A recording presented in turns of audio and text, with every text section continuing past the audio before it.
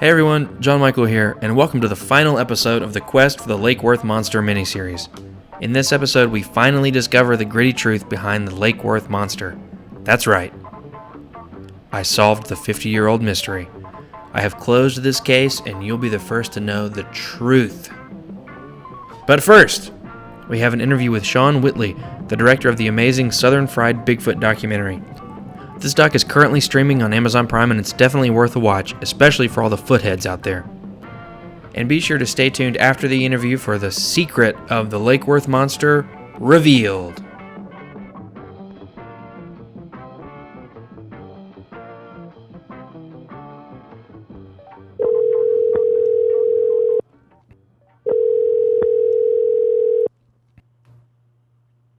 This is Sean. Hi, Sean. This is John Michael from Fort Worth Water. Yes. Hey, John. How you doing? Hey, good. How are you? Doing great. Thanks. I just want to say I don't get the greatest reception down here. We're in a basement, so if it cuts off completely, I might try to go find somebody else's phone who gets better reception, or I might ask you to repeat something. But I can hear you okay now. Can you hear me? Yeah, I can hear you fantastically. Okay, great. Well, thanks for doing this. Yeah, sure thing. Yeah. Are you from the Fort Worth area? I'm actually from the Dallas area. Dallas. Oh, okay. Did you live in that area around the time of the Lake Worth Monster sightings in 1969? Actually, those started 2 years before I was born. Oh, okay. So, yeah, kind of betray my age there. Yeah. But, yeah, I'd grown up hearing these legends as a kid and reading about them in books. So it was definitely something I grew up hearing about. Yeah. So the movie that you directed, Southern Fried Bigfoot, is currently available on Amazon Prime for all our listeners who want to know. When was it released? Let's see. We premiered it back in 2007, and it aired on the documentary channel from 2009 to 2012, and then on Discovery's Destination America from 2012 through 2017. Oh, cool. So it had a nice TV run, actually. Yeah, no kidding. What inspired you to make it?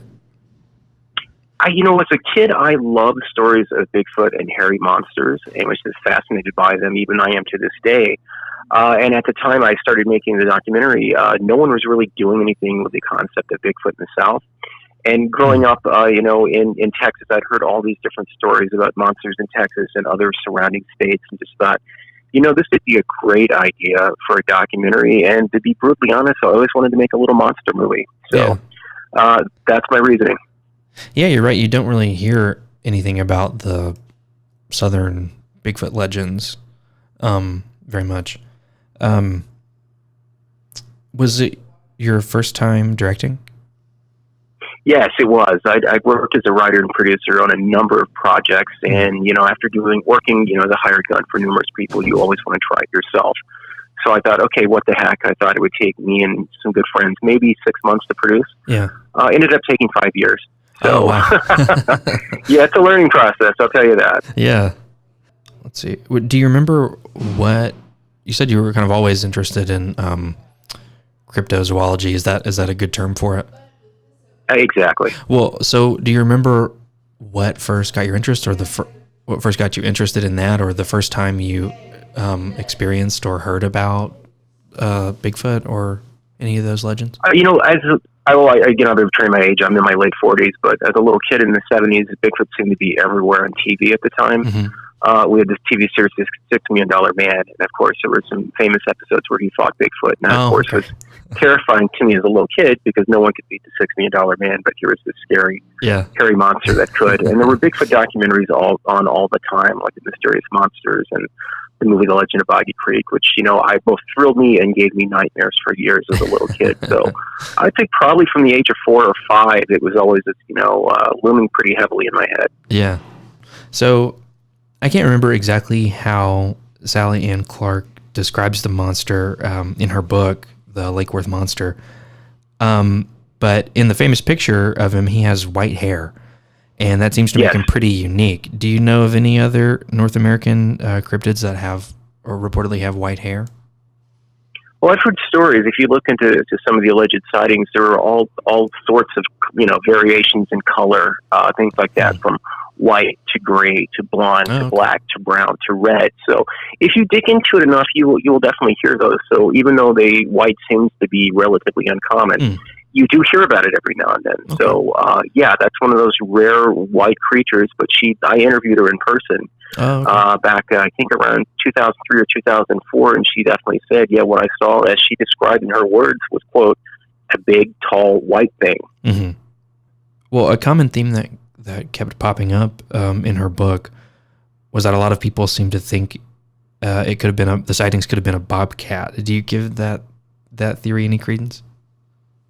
You know, I don't know. It seems like from what I read, and I've talked to people, I won't go into too much depth, but I've talked to people who were reporters at the time out there. Yeah. Everyone seemed to be seeing something that didn't sound or look like a bobcat.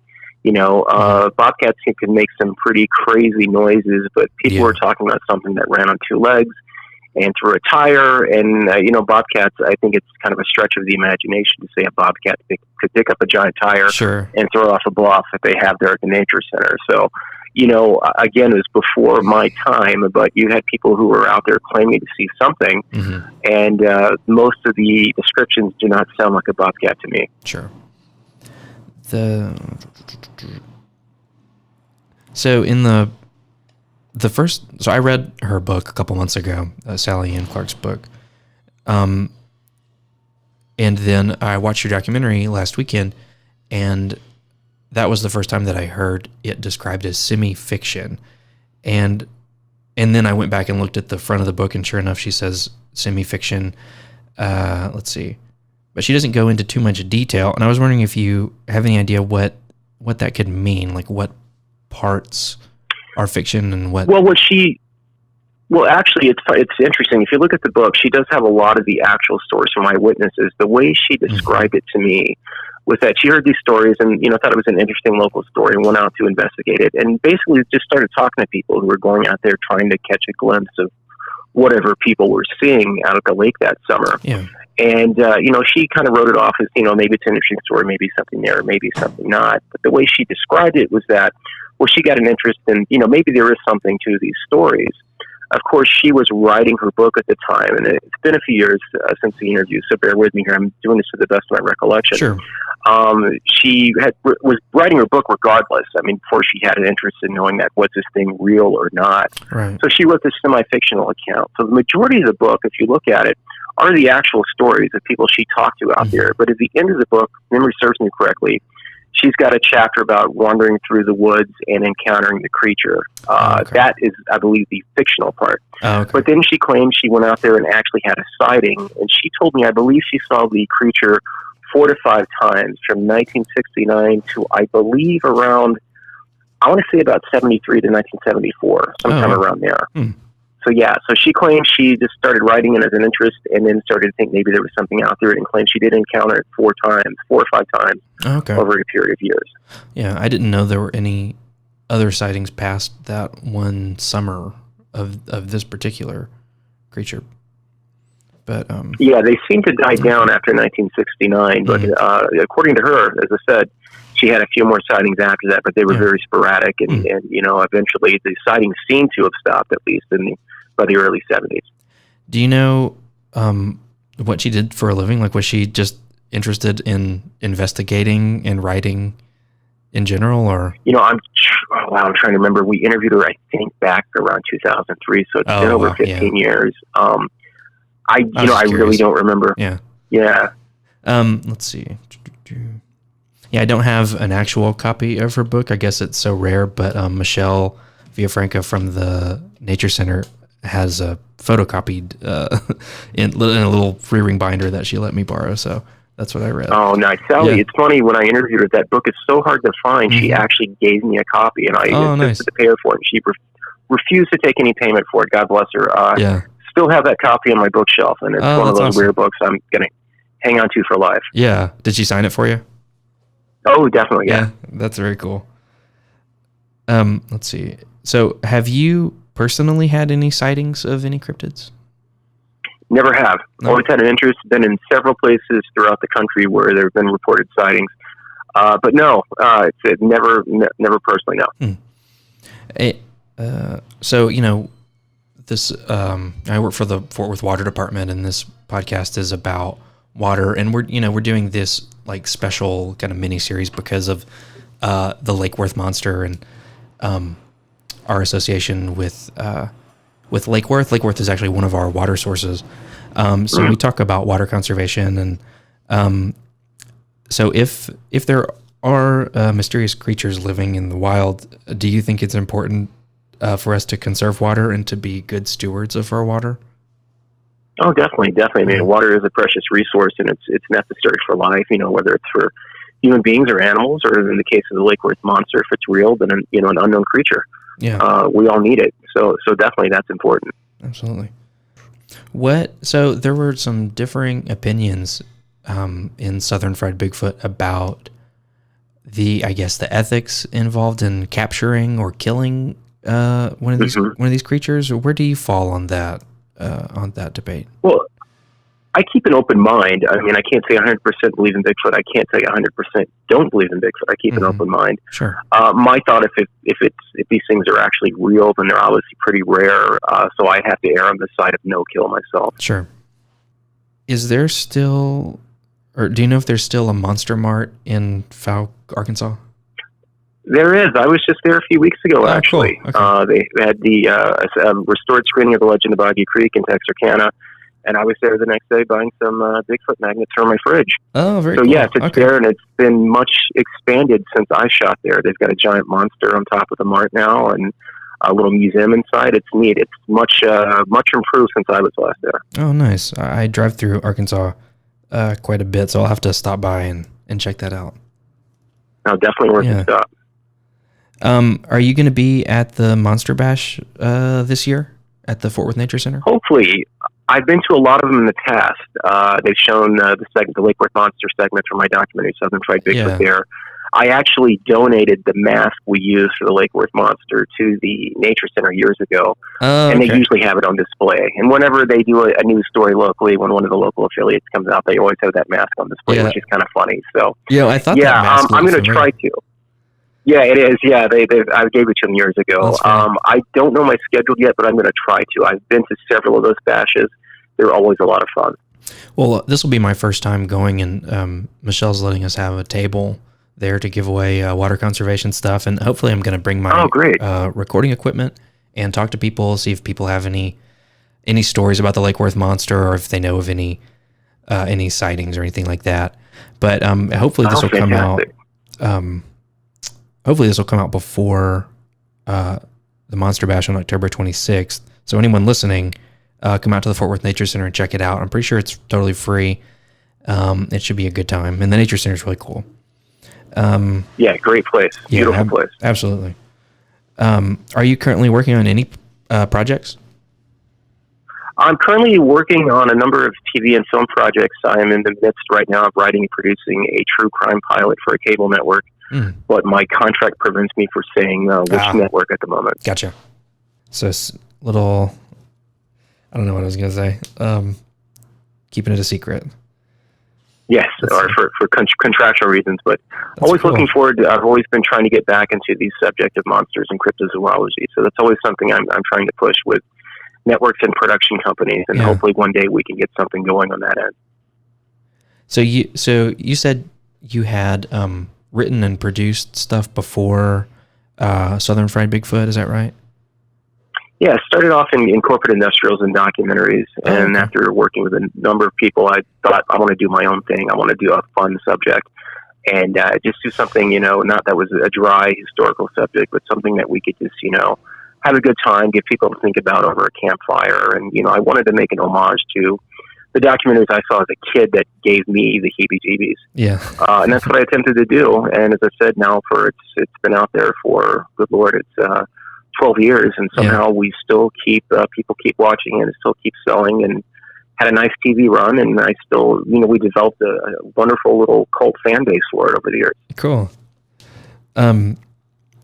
Do you have any books that you'd recommend about any cryptids? I was going to say about the Lake Worth monster, but I don't think there are that many books about him. But any books about any sort of cryptid creatures that you'd recommend? definitely, if since we're talking about the South, I would definitely recommend, let's see, let me grab it real quick. My friend Lyle Blackburn wrote a great book called The Beast of Boggy Creek about the Boggy Creek sightings in South Arkansas. He wrote a follow-up, interesting enough, called Beyond Boggy Creek that does have a chapter about the Lake Worth Monster in it. Oh, cool. So I recommend those, and I also recommend the book Bigfoot, The True Story of Apes, North America by Lauren Coleman, who was in my documentary. That's a great overview of Bigfoot throughout North America. Mm. And there's also, speaking of local, there's a great book by Kim Gerhard and Nick Redfern called Monsters of Texas, which cool. I highly recommend. A lot of great local, statewide folklore in that one. Yeah. Yeah, watching your documentary, it sounded like there were, just a ton that I had never even heard of. I mean, I don't know much about this world, but there were so many that I'd never even heard of, and so many different names for all of them. I liked all the names that they listed. That was fun. That was a fun part. Yeah, a lot of interesting regional monikers for these things. Some are really funny, actually. So yeah, you dig deep enough, and you start getting these great regionalized names for their local monsters. Yeah.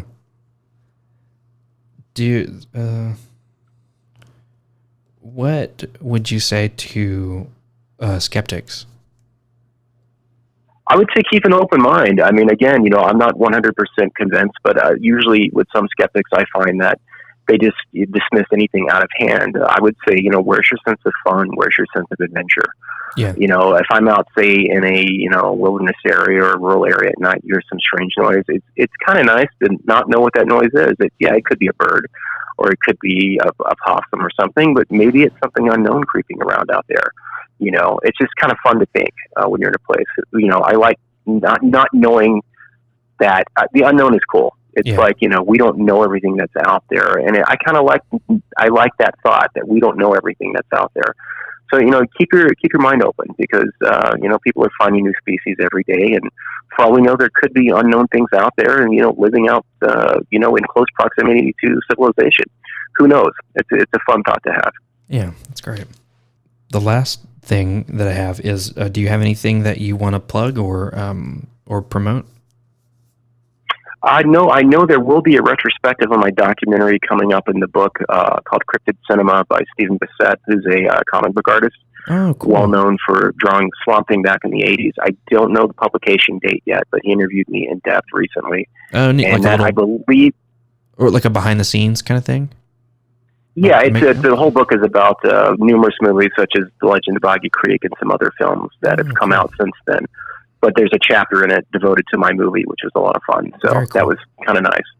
But I think I was told by the end of the year, but I'm not sure yet. But that will be coming at some point. Oh, nice. Well, thanks again for doing this. It was great talking to you. Yeah, sure thing. Glad to be a part of it. Let me know when it's ready, and I'll be happy to promote it for you. Yeah. Oh, awesome. Yeah, I think we're... Well, I know I'm going to shoot for October. I don't have the exact dates yet, and I think I'm going to have at least 3, maybe 4 episodes about it, kind of a little podcast miniseries. Oh, great! And I think what I might end up doing is combining your interview and Craig's into like one episode. So I might end up doing that. But yeah, I didn't realize. I know that Craig recommended your movie to me when I talked to him, but he didn't mention that he was in it, so that was a nice surprise. Oh, yeah. Craig's always saying I made him famous, which he's always joking about because he's like on TV so much, or was on TV so much because of it. But he's always joking that I put him in it too much. But I'm like, Craig, you were so good. That's why you're in it so much. Yeah, he's got that really good story. And he does. He's got some great stories. And he told that on the podcast too, so that was fun to hear that again in your good guy. Yeah, in your movie. But yeah, thanks again for doing this, and hopefully we'll see you at the Monster Bash. Definitely. If I'm there, I'll swing by and say hello. All right. Thanks great. again. Well, you take care. Yeah, you too. Talk to you later. All right. Have a great one. You Bye. too. Bye.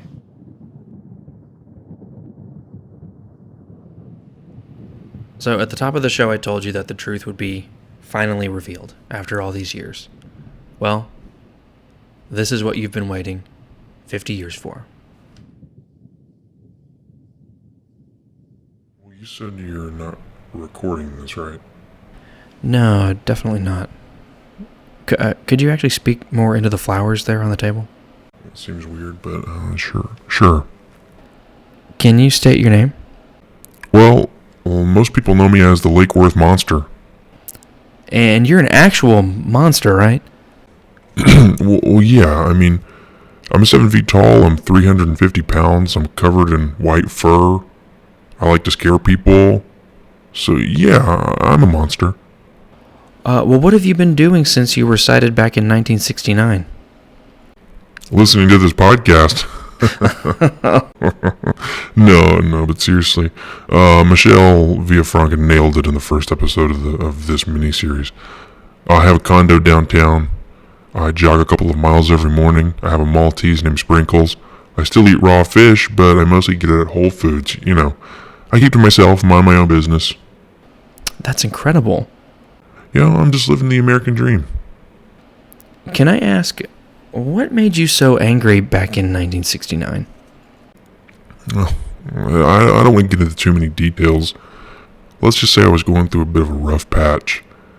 Had a string of bad relationships, you know the drill. The main thing was the pollution. Can you believe that Greer Island used to be a dumping ground? People would just drive there and dump their junk. Old TVs, boots, glass bottles. Tires? So you heard about the tire incident, huh? Yeah, I did. Not one of my proudest moments. Oh boy. Yeah, I really gave that tire a good toss. 500 feet. Actually, you know, I guess I am kind of proud of that. But, yeah, I mean, how would you like it if someone just came into your home and dumped a bunch of trash? Well, I wouldn't like that at all. Well, you're darn tootin'. I lived in that water. I ate fish out of that water. I was part of the ecosystem, and that's why it's so important to keep our water clean. Watch what you put in the water. Watch what you flush down your drains and toilets. Don't flush any unwanted or expired medications? Exactly. Oh, this is all sounding really familiar. Well, like I said, I listen to the podcast. You know, I even told my monster friends to subscribe. Really? Yeah, you know, Dracula, the Wolfman, Frankenstein's monster. Oh, that's awesome. I'm just kidding. They're not real. Oh. Well, hey, listen, I've got a meeting over brunch across town. We're discussing movie rights for my story. Oh, boy, I can't wait to see that. Well, hey, thanks for talking to me. Oh, it's been my pleasure. Hey, catch you later.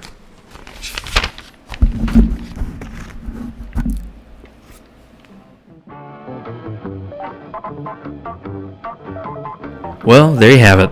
The secret finally revealed. The monster's been living in a condo downtown the whole time, so nothing to worry about. I hope it was worth the wait. Thanks for joining me on this journey. A huge thanks to Sean Whitley for taking the time to talk with me. Remember to watch his movie Southern Fried Bigfoot on Amazon Prime.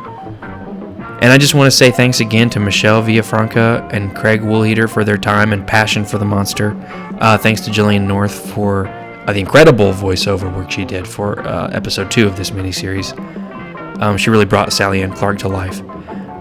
Thanks to Sally Ann Clark for writing this book. And thanks to all the Lake Worth monster heads and Bigfoot heads out there that are listening. And, write to us at wpe@fortworthtexas.gov and let us know what you think. Find me on Twitter at FWWater and let us know what you think. We'd love to hear it. This has been a lot of fun. Oh, and also thanks to the monster, of course, for talking with me. Even if he didn't know it was being recorded. What a treat that was. So thanks again, everybody. And tell your friends and your grandparents and your parents and the other kids at school to subscribe. See you later, and have a happy and safe Halloween.